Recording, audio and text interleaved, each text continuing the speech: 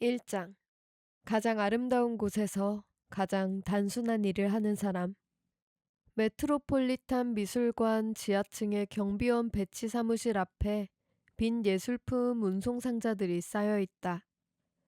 1층의 무기와 갑옷 전시관 바로 아래에 있는 사무실에 놓여 있는 운송 상자는 형태와 크기가 제각각이어서 커다란 박스처럼 생긴 것도 있고 캔버스처럼 폭은 넓고 두께가 얇은 것도 있다. 그러나 하나같이 위풍당당하고 가공하지 않은 옅은색 원목으로 단단하게 만들어 희귀한 보물 혹은 이국적인 야수까지 담아 운반할 만반의 준비를 갖춘 듯 보인다. 근무복을 입고 출근한 첫날, 이 견고하고 낭만적인 물건들 곁에 서서 앞으로 이곳에서 어떤 일을 하게 될지 상상해 본다.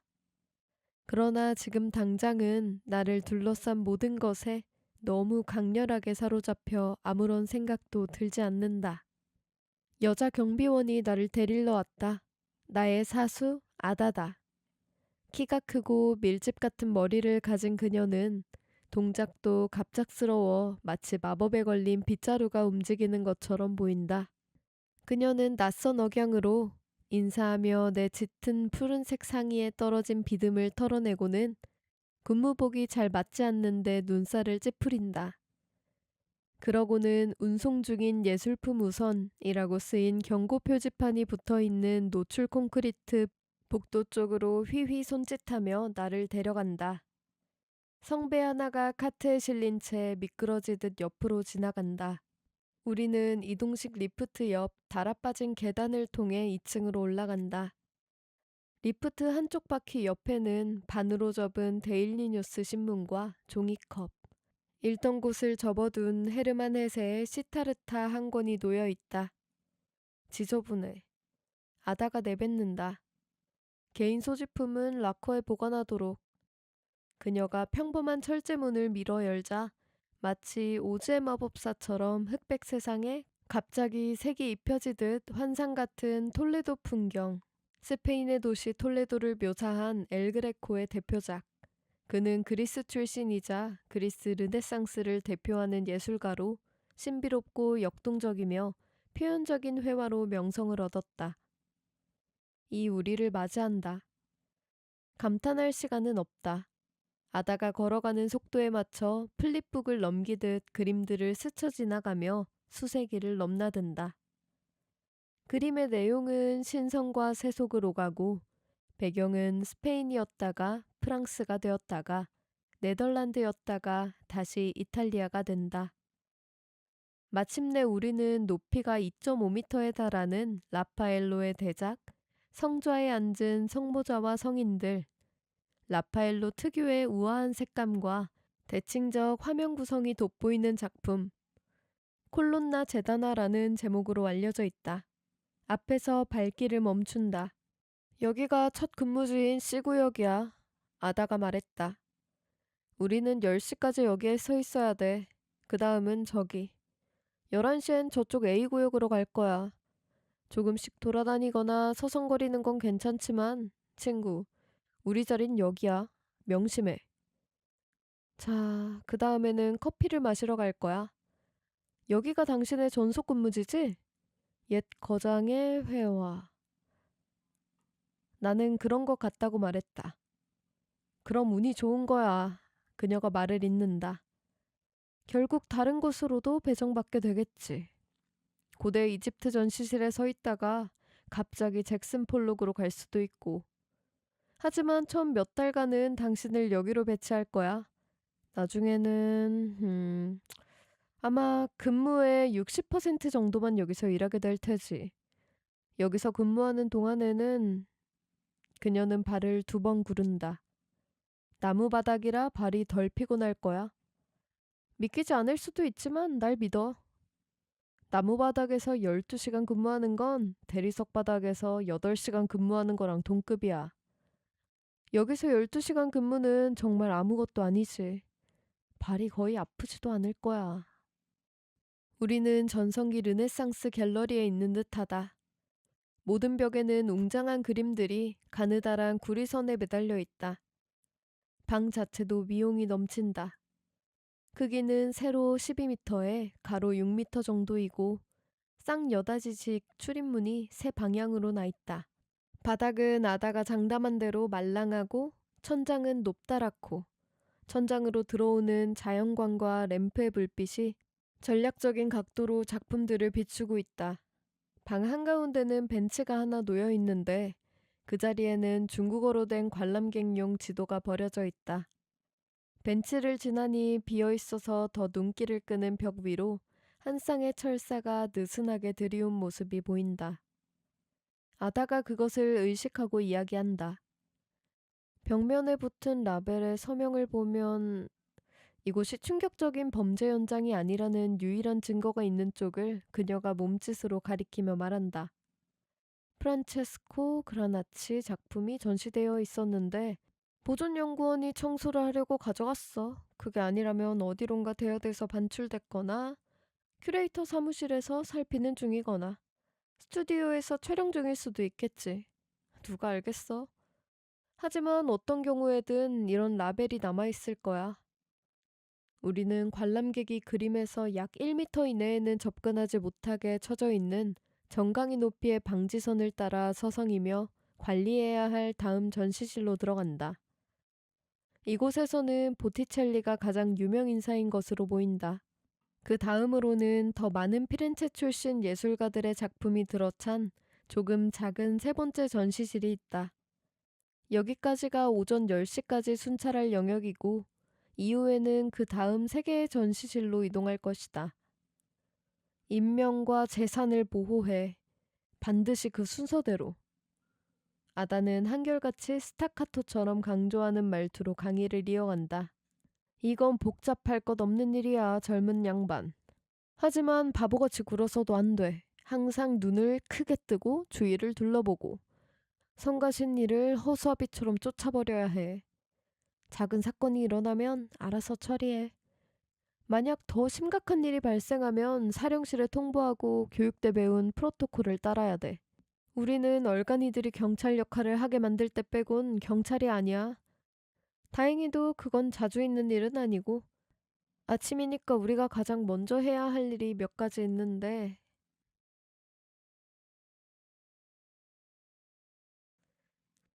누구도 매트를 처음 방문했던 때를 잊지 못한다.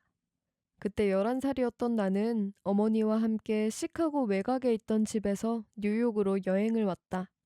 아득하게 들리는 어퍼 이스트 사이드라는 곳까지 지하철을 타고 간 긴 여정과 동화책 같았던 동네의 느낌이 기억난다.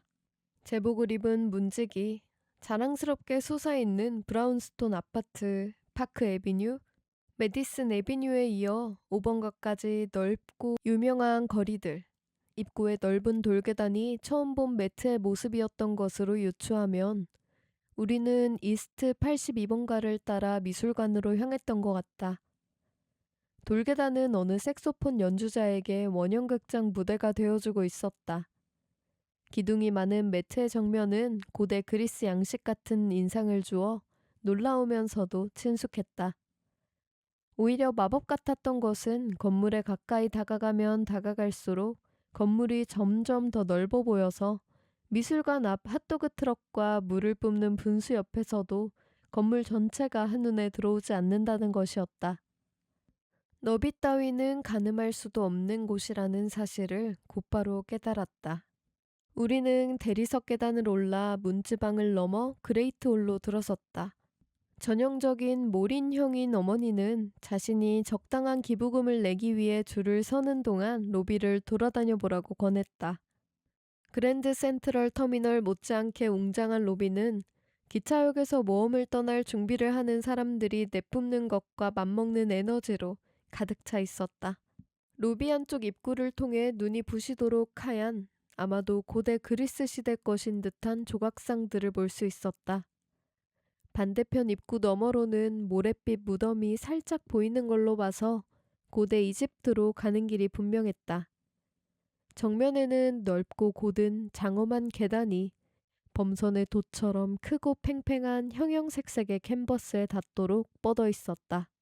입장권 대신 받은 양철 배지를 옷깃에 꽂고 다니 계단을 오르는 것이 세상에서 가장 자연스러운 일처럼 느껴졌다.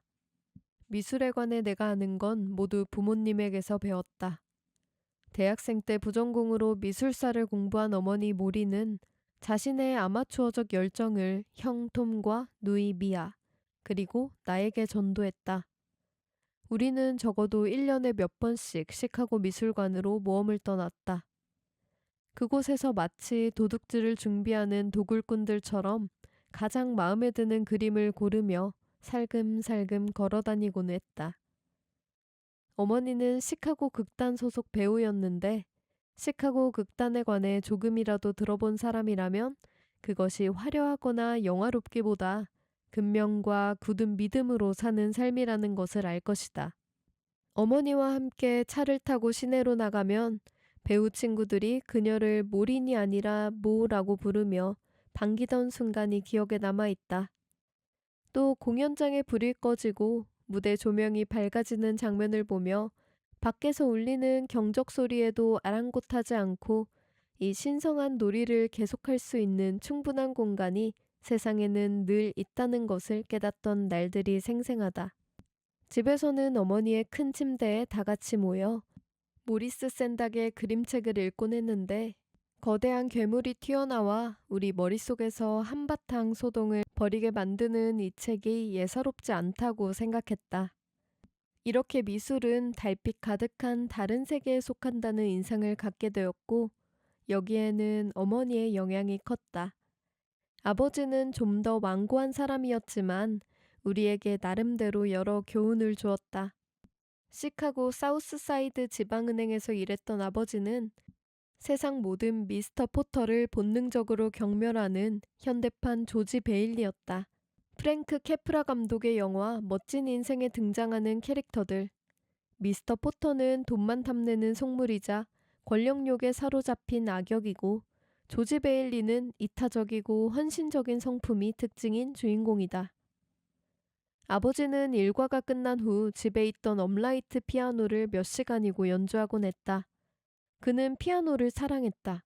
한동안 자동차 범퍼에 피아노라고만 적힌 스티커들을 붙여놓을 정도였다.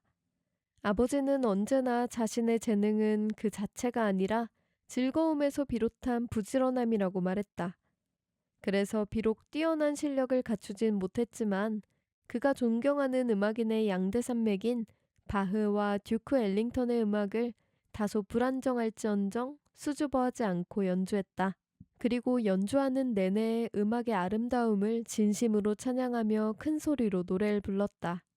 예술가란 두려워하지 않는 사람이라는 내 생각은 분명 아버지에게서 물려받은 것이다. 어머니와 함께 매트를 처음 방문했던 날 나는 다음 모퉁이를 돌면 더욱더 놓칠 수 없는 광경이 계속 펼쳐질 거란 생각에 선두에 서서 엄청난 속도로 미술관을 통과했다. 1880년에 개관한 이래 미국에서 최고로 꼽히는 이 미술관은 부속 건물에 또 부속 건물을 이어짓는 식으로 무질서하게 확장돼서 완전히 새로운 분위기가 난데없이 펼쳐지곤 했다. 우리는 꿈속에서 저택을 탐험하듯 이리저리 방향을 바꾸며 방황했다. 방들이 우리 앞으로 호련히 나타났다가 뒤로 소리 없이 사라졌고 두 번째 방문하는 전시실도 새로운 각도에서 보면 낯설었다. 소용돌이 같던 그날 명확히 기억나는 작품은 단 2점이다. 그때까지 나는 파푸아 뉴기니의 아스마트 부족이 만든 나무 조각, 그 중에서도 기둥 하나당 사고 야자나무 한 그루씩을 써서 만든 토템폴만큼 상상력이 뛰어난 작품은 보지 못했다. 그중 내가 가장 좋아한 토템폴은 문신한 남자들을 서로의 어깨 위로 쌓아 올린 뒤 가장 위에 있는 남자의 성기를 야자나무 이파리 모양으로 넓어지도록 조각한 것이다.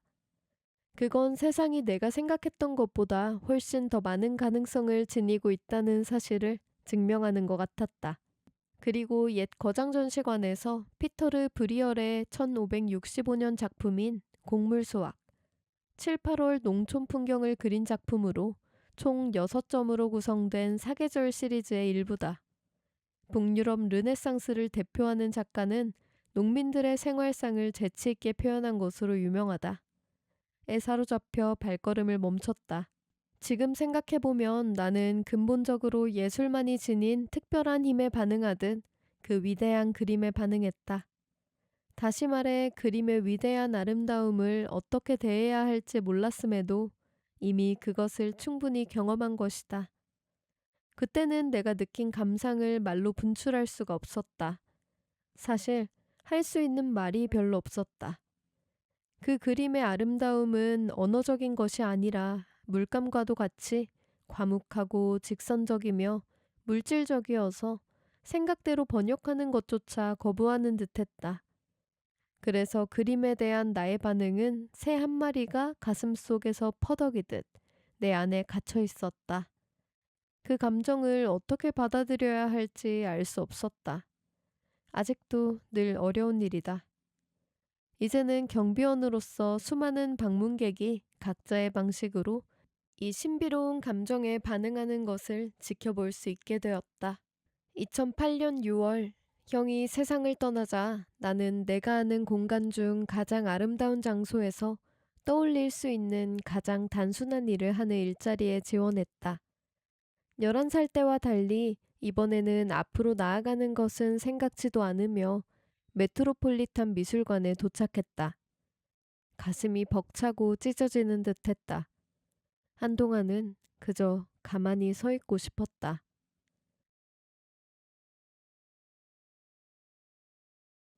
2장. 완벽한 고요가 건네는 위로. 아침은 늘 쥐죽은 듯 고요하다. 더욱이 미술관 문을 열기까지 30분 정도 남겨두고 근무구역에 도착하는 날이면 말을 걸어 나를 속세로 끌어내릴 사람은 아무도 없다. 그저 나와 렘브란트, 나와 보티첼리, 나와 실제로 살아 움직이는 사람들이라 믿을 만큼 강렬한 환영뿐이다. 매트의 옛 거장 전시관이 마을이라면 주민은 거의 9천 명에 달한다. 몇 년이 흐른 후 전시실 하나하나를 섭렵하면서 모두 세어본 결과 정확히는 8,496명이었다.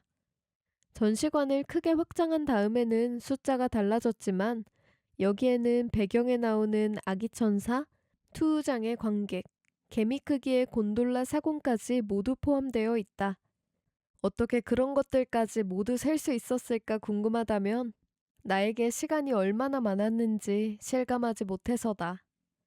주민들은 596점의 그림 속에 살고 있는데 우연히도 거의 그 숫자에 맞먹는 횟수 이전의 붓으로 창조된 사람들이다.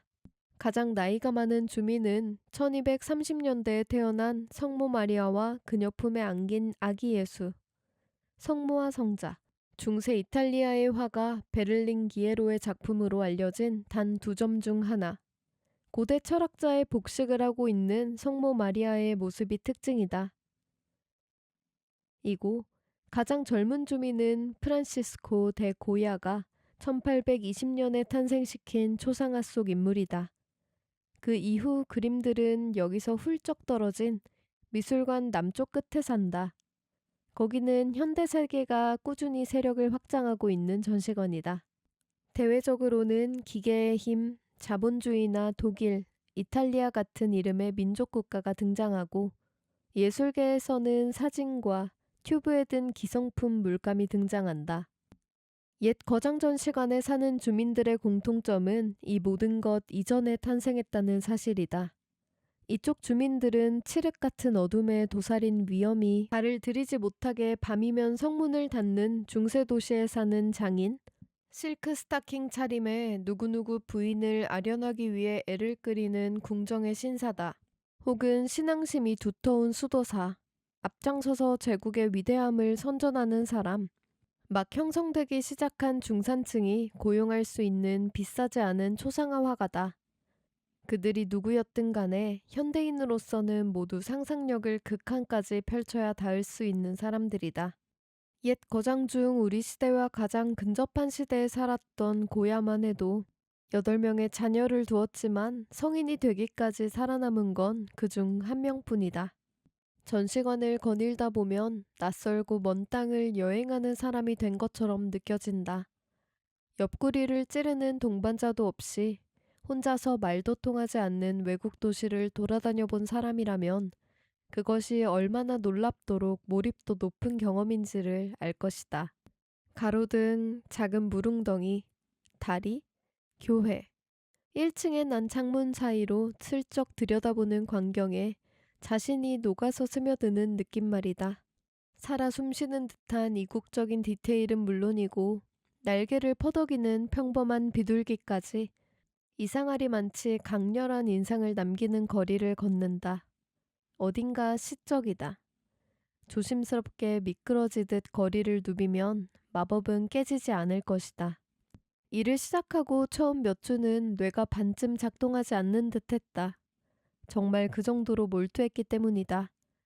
모든 그림이 짠 하고 커튼을 열어 안을 보여주는 건물 1층 창문처럼 보였다. 보통 한 전시실에는 내면의 벽에 걸쳐 10개에서 20개 정도의 금테를 두른 창문이 나 있다. 어느 창문은 돌벽을 단숨에 뚫고 바깥으로 이어져 굽이치는 언덕과 요동치는 바다의 풍경을 보여준다. 그런가 하면 다른 창문은 창틀에 턱을 받치고 들여다보라는 듯 집안 광경으로 초대한다. 혹은 고개를 들면 빤히 쳐다보는 낯선 사람과 눈이 마주치게 되는 창문도 있다. 그들은 코를 유리에 박다시피 하고 이곳을 바라본다. 그렇게 조용하던 어느 날 아침 눈을 비벼 남아있는 졸음을 쫓으며 고개를 들었는데 바로 눈앞에 스페인 왕녀 마리아 테레사. 훗날 프랑스 루이 14세의 왕비가 된 마리아 테레사 왕녀를 그린 초상화. 스페인의 궁정화가로 활동했으며 대작 시녀들로 유명한 디에고 벨라스케스의 작품이다. 가 있었다. 작품을 보는 순간 나는 디에고 벨라스케스가 그녀와 같은 공간에 있었다는 사실을 직감했다. 그는 허리를 깊이 굽혀 절을 하고 몇 미터 떨어진 곳에 이제를 세운 다음 마법을 부리기 시작했을 것이다. 그녀의 총명함을 바로 눈앞으로 가져와 보여주는 마법 말이다. 정말 독특한 얼굴이다. 마리아 테레사는 14살이라는 나이에 비해서는 어려 보이지만 나이보다 성숙한 눈을 가졌다. 예쁘거나 활발한 편은 아니다. 친절하지도 불친절하지도 않고 무엇을 보여주지도 감추지도 않는 모습이지만 꽤 솔직하고 침착해 보인다. 자신의 이상한 삶에 너무 익숙해져서 더 이상 그것을 이상하다고 느끼지 못하고 후퇴나 양보에 익숙하지 않은 모습, 거울에 비친 내 얼굴을 보듯 그녀의 얼굴이 똑똑히 보였다.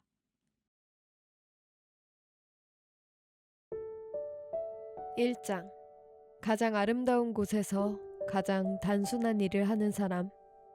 메트로폴리탄 미술관 지하층의 경비원 배치 사무실 앞에 빈 예술품 운송 상자들이 쌓여 있다.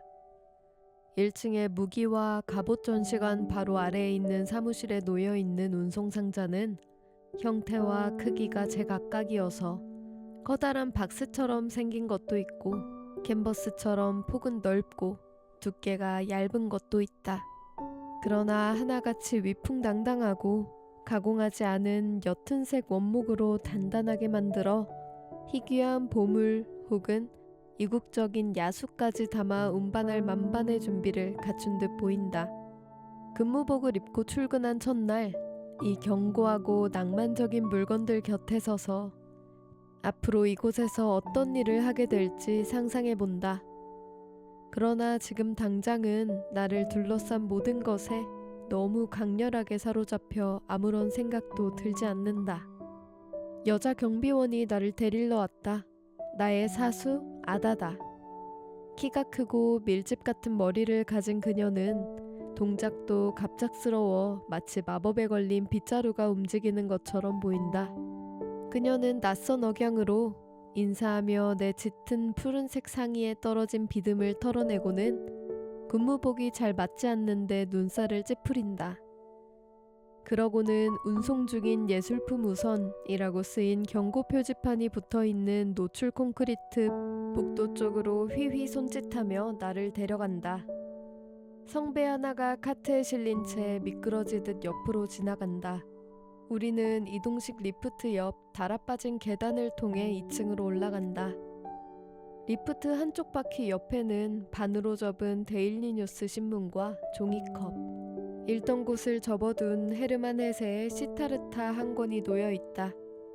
지저분해. 아다가 내뱉는다. 개인 소지품은 락커에 보관하도록. 그녀가 평범한 철제문을 밀어 열자 마치 오즈의 마법사처럼 흑백 세상에 갑자기 색이 입혀지듯 환상 같은 톨레도 풍경, 스페인의 도시 톨레도를 묘사한 엘 그레코의 대표작. 그는 그리스 출신이자 그리스 르네상스를 대표하는 예술가로 신비롭고 역동적이며 표현적인 회화로 명성을 얻었다. 이 우리를 맞이한다. 감탄할 시간은 없다. 아다가 걸어가는 속도에 맞춰 플립북을 넘기듯 그림들을 스쳐 지나가며 수세기를 넘나든다. 그림의 내용은 신성과 세속을 오가고 배경은 스페인이었다가 프랑스가 되었다가 네덜란드였다가 다시 이탈리아가 된다.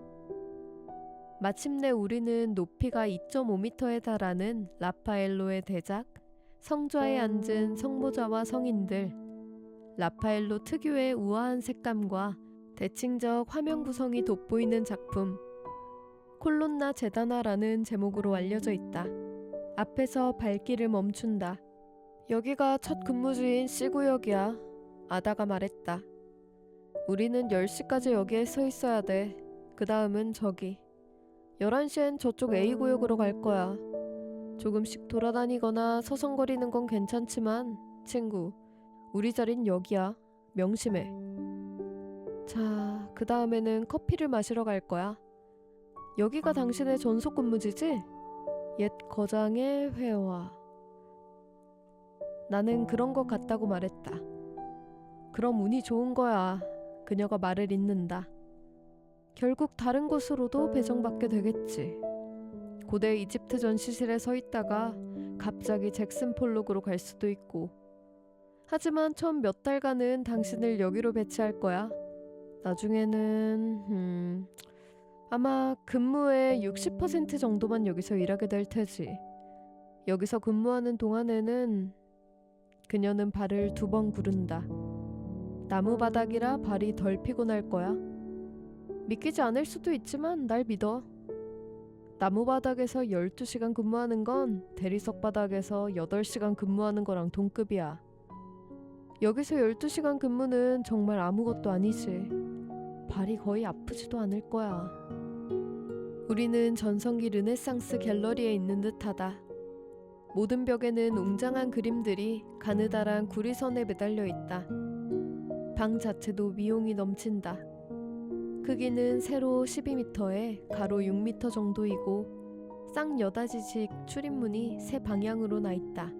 바닥은 아다가 장담한 대로 말랑하고 천장은 높다랗고 천장으로 들어오는 자연광과 램프의 불빛이 전략적인 각도로 작품들을 비추고 있다. 방 한가운데는 벤치가 하나 놓여 있는데 그 자리에는 중국어로 된 관람객용 지도가 버려져 있다. 벤치를 지나니 비어있어서 더 눈길을 끄는 벽 위로 한 쌍의 철사가 느슨하게 들이운 모습이 보인다. 아다가 그것을 의식하고 이야기한다.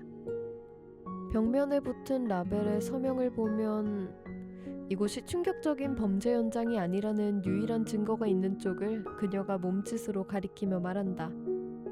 프란체스코 그라나치 작품이 전시되어 있었는데 보존연구원이 청소를 하려고 가져갔어. 그게 아니라면 어디론가 대여돼서 반출됐거나 큐레이터 사무실에서 살피는 중이거나 스튜디오에서 촬영 중일 수도 있겠지. 누가 알겠어? 하지만 어떤 경우에든 이런 라벨이 남아있을 거야. 우리는 관람객이 그림에서 약 1m 이내에는 접근하지 못하게 쳐져 있는 정강이 높이의 방지선을 따라 서성이며 관리해야 할 다음 전시실로 들어간다. 이곳에서는 보티첼리가 가장 유명 인사인 것으로 보인다. 그 다음으로는 더 많은 피렌체 출신 예술가들의 작품이 들어찬 조금 작은 세 번째 전시실이 있다. 여기까지가 오전 10시까지 순찰할 영역이고 이후에는 그 다음 3개의 전시실로 이동할 것이다. 인명과 재산을 보호해. 반드시 그 순서대로. 아다는 한결같이 스타카토처럼 강조하는 말투로 강의를 이어간다. 이건 복잡할 것 없는 일이야, 젊은 양반. 하지만 바보같이 굴어서도 안 돼. 항상 눈을 크게 뜨고 주위를 둘러보고 성가신 일을 허수아비처럼 쫓아버려야 해. 작은 사건이 일어나면 알아서 처리해. 만약 더 심각한 일이 발생하면 사령실에 통보하고 교육때 배운 프로토콜을 따라야 돼. 우리는 얼간이들이 경찰 역할을 하게 만들 때 빼곤 경찰이 아니야. 다행히도 그건 자주 있는 일은 아니고. 아침이니까 우리가 가장 먼저 해야 할 일이 몇 가지 있는데,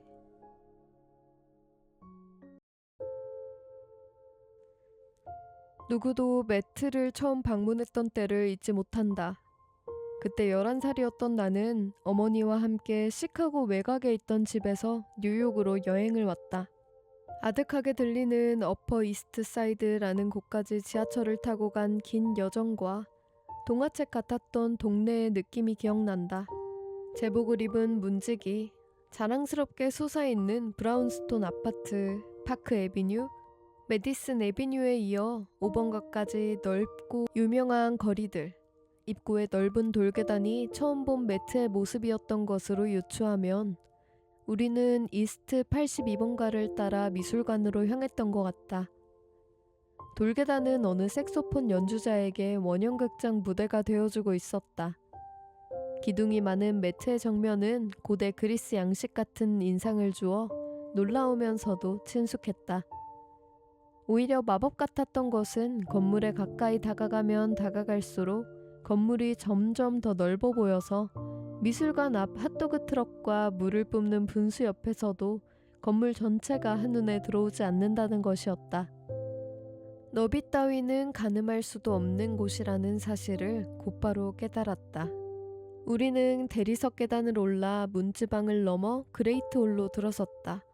전형적인 몰인형인 어머니는 자신이 적당한 기부금을 내기 위해 줄을 서는 동안 로비를 돌아다녀 보라고 권했다. 그랜드 센트럴 터미널 못지않게 웅장한 로비는 기차역에서 모험을 떠날 준비를 하는 사람들이 내뿜는 것과 맞먹는 에너지로 가득 차 있었다. 로비 안쪽 입구를 통해 눈이 부시도록 하얀, 아마도 고대 그리스 시대 것인 듯한 조각상들을 볼 수 있었다. 반대편 입구 너머로는 모랫빛 무덤이 살짝 보이는 걸로 봐서 고대 이집트로 가는 길이 분명했다. 정면에는 넓고 곧은 장엄한 계단이 범선의 돛처럼 크고 팽팽한 형형색색의 캔버스에 닿도록 뻗어 있었다. 입장권 대신 받은 양철 배지를 옷깃에 꽂고 다니 계단을 오르는 것이 세상에서 가장 자연스러운 일처럼 느껴졌다. 미술에 관해 내가 아는 건 모두 부모님에게서 배웠다. 대학생 때 부전공으로 미술사를 공부한 어머니 모리는 자신의 아마추어적 열정을 형 톰과 누이 미아, 그리고 나에게 전도했다. 우리는 적어도 1년에 몇 번씩 시카고 미술관으로 모험을 떠났다. 그곳에서 마치 도둑질을 준비하는 도굴꾼들처럼 가장 마음에 드는 그림을 고르며 살금살금 걸어다니곤 했다. 어머니는 시카고 극단 소속 배우였는데 시카고 극단에 관해 조금이라도 들어본 사람이라면 그것이 화려하거나 영화롭기보다 근면과 굳은 믿음으로 사는 삶이라는 것을 알 것이다. 어머니와 함께 차를 타고 시내로 나가면 배우 친구들이 그녀를 모린이 아니라 모라고 부르며 반기던 순간이 기억에 남아있다. 또 공연장에 불이 꺼지고 무대 조명이 밝아지는 장면을 보며 밖에서 울리는 경적 소리에도 아랑곳하지 않고 이 신성한 놀이를 계속할 수 있는 충분한 공간이 세상에는 늘 있다는 것을 깨닫던 날들이 생생하다. 집에서는 어머니의 큰 침대에 다 같이 모여 모리스 샌닥의 그림책을 읽곤 했는데 거대한 괴물이 튀어나와 우리 머릿속에서 한바탕 소동을 벌이게 만드는 이 책이 예사롭지 않다고 생각했다. 이렇게 미술은 달빛 가득한 다른 세계에 속한다는 인상을 갖게 되었고 여기에는 어머니의 영향이 컸다. 아버지는 좀 더 완고한 사람이었지만 우리에게 나름대로 여러 교훈을 주었다. 시카고 사우스사이드 지방은행에서 일했던 아버지는 세상 모든 미스터 포터를 본능적으로 경멸하는 현대판 조지 베일리였다. 프랭크 캐프라 감독의 영화 멋진 인생에 등장하는 캐릭터들.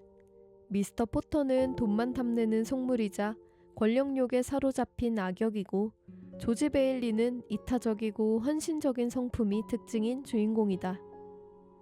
아버지는 일과가 끝난 후 집에 있던 업라이트 피아노를 몇 시간이고 연주하곤 했다. 그는 피아노를 사랑했다. 한동안 자동차 범퍼에 피아노라고만 적힌 스티커들을 붙여놓을 정도였다.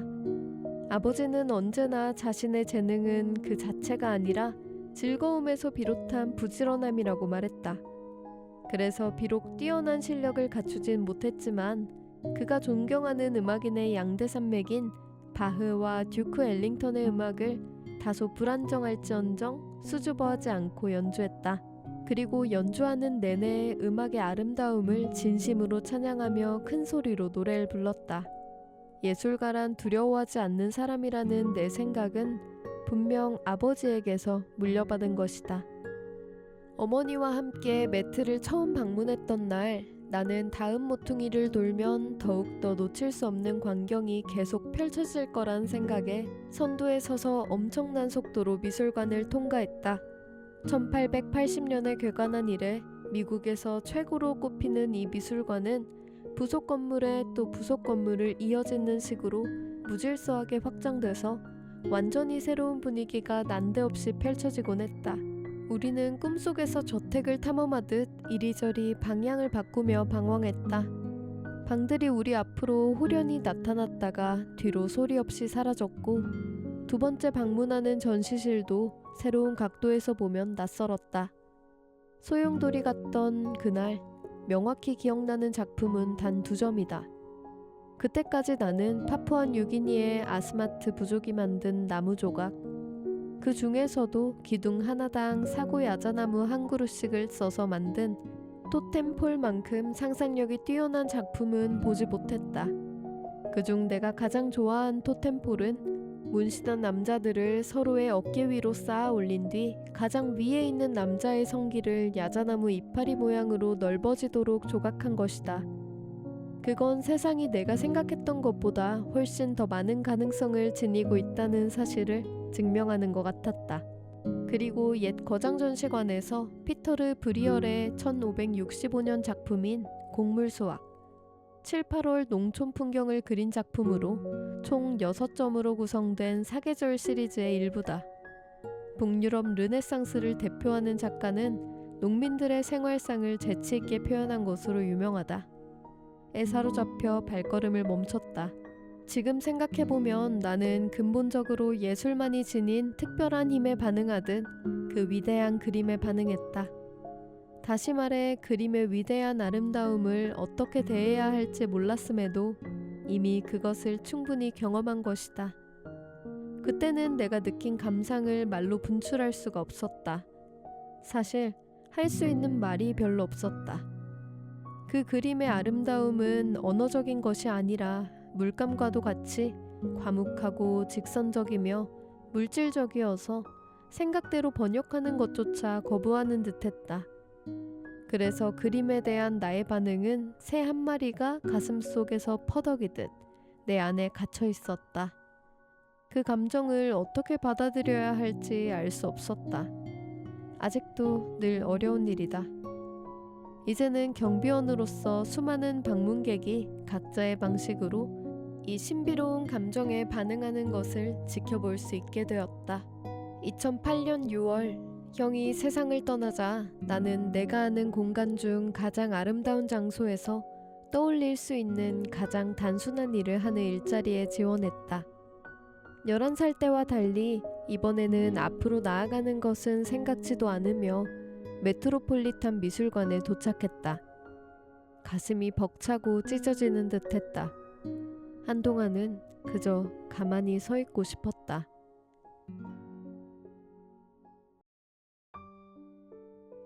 2장. 완벽한 고요가 건네는 위로. 아침은 늘 쥐죽은 듯 고요하다.